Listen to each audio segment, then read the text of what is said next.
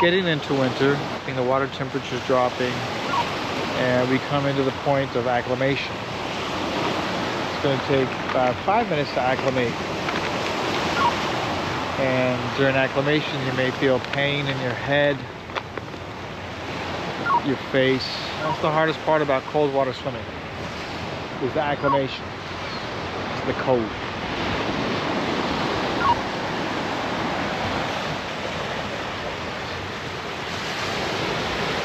And the waves, they have a nice little wind chop. And when you have the waves, it's really important before you get in the water to see which way the waves are coming, how the wind is blowing, where it's coming from. On a day like this, the wind is blowing directly on shore, so you're gonna have waves. Right now we have about a foot wind chop. So you're gonna wanna breathe away from the wave. And what does that mean? So if the waves are coming this way and I'm swimming this direction to the wave, I'm gonna wanna breathe to my left side. When I switch sides and now I'm breathing this way, I'm gonna wanna breathe to my right side. So it's very important to learn how to breathe in freestyle on both sides, not only for bilateral breathing, but for wave direction. And if you're doing a long race, you might change directions multiple times, so you're gonna have to switch sides on how you're breathing. And another thing is your arms, how high the recovery. You're not gonna do like this really cool elbow drill, high elbow, and have your hands skimming the water. Okay, so let's get breathing going. So right now we're gonna start off with, let's do a minute and a half, maybe 2 minutes. Did you bring your fins?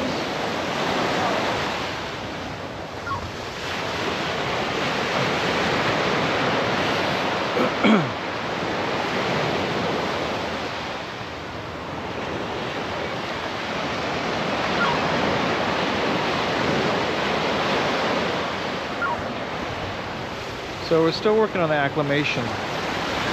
The acclimation can be very painful and debilitating.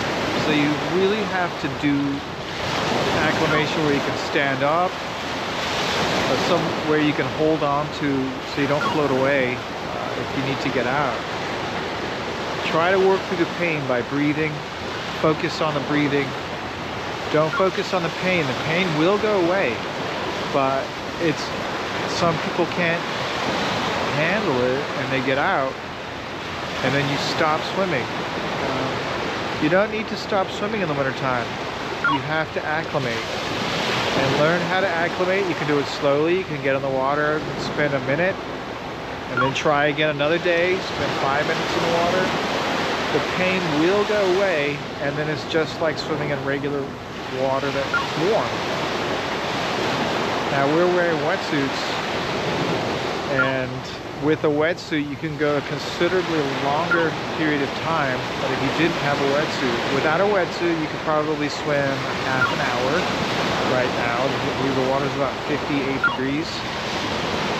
With the wetsuit we could swim a couple hours. Okay, go ahead, let's do a nice easy slow swim, high arm freestyle, all the way down to the jetty. And when the water temperature drops down to about 37 degrees, and we'll swim for about an hour when that happens. So we're on the downtrend of the water temperature right now. And it goes down all the way until about, I believe it's March. And then it starts to turn and come back up. So the downtrend is long, and it's not gradual. Every time we come out here, it gets colder and colder and colder. And acclimation takes a little bit longer every time. So let's say at 36, 37 degrees, it's about a 15-minute acclimation period. So right now it's about 58. It's about a 5-minute acclimation period. And once you start swimming, you won't even notice how the water feels quite good after a while.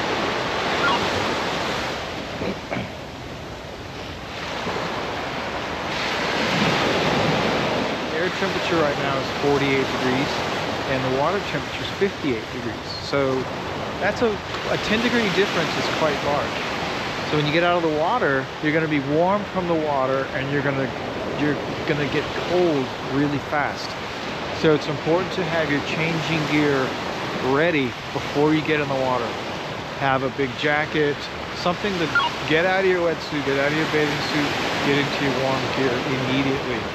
Hypothermia can set in after you get out of the water really fast, and you don't want to experience that. It'll ruin your day.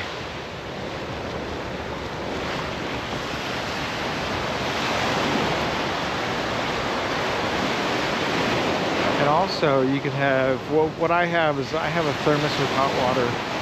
You could have hot water, something to warm you up. I also have hand warmers. I have the chemical-based hand warmers. And so you're gonna need warm socks to get into, something, pants, big coat. Really quickly change to get out of the water and get warm.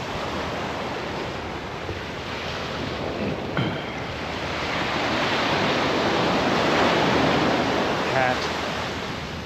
Okay, so what do we need? We need a wool hat, possibly some glasses to keep the wind off your face, big bulky sweater or a big nice long coat, some sort of quick change pants. It could be sweatpants, something loose, something easy to get in and out of. Now once you get out, what do you do with your wet gear? So you need a wet bag. And try not to get your stuff on the sand. The sand is such a pain. You take your suit off and you just throw it on the sand, you're gonna have sand everywhere. You're gonna have to rinse it out. It's a real pain. So have a changing bag. You can stand on the bag, or a changing mat. Stand on the mat. Have your gear drop onto the mat, and then roll that mat up or roll the bag up and put that in a backpack.